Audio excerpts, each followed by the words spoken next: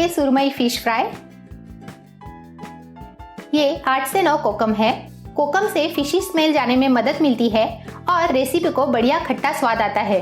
आप कोकम की जगह पर कोकम का एक्सट्रैक्ट या नींबू का जूस डाल सकते हैं, लेकिन फिश फ्राई खाते समय आने वाली कोकम की टेस्ट बहुत बढ़िया होती है। मिक्सी जार में डालेंगे 10 से 12 लहसुन की कलियां, 1 इंच अदरक, 1 हरी मिर्च, थोड़ा हरा धनिया और 2 चम्मच पानी डालकर पीस लेंगे।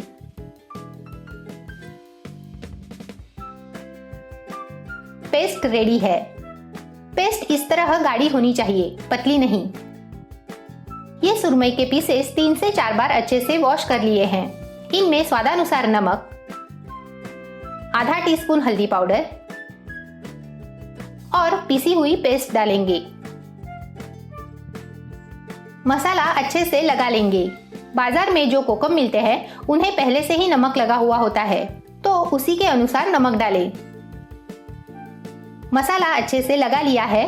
आधा घंटा मैरिनेट करेंगे। आधा घंटा हो चुका है।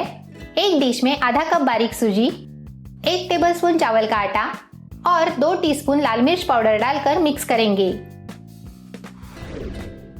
कोटिंग के लिए मिश्रण रेडी है। फिश का पीस लेके इसमें लपेट लेंगे। इस तरह सारे टुकड़े कोट करेंगे। मीडियम फ्लेम पर पैन रखा है। इसमें 2 टेबलस्पून तेल डालेंगे। तेल गर्म हो चुका है। इसमें कोट किए हुए फिश के पीसेस डालेंगे। मीडियम फ्लेम पर फिश फ्राई करनी है। 5 मिनट इस साइड से फ्राई कर लेंगे। 5 मिनट हो चुके हैं। फिश फ्लिप करेंगे।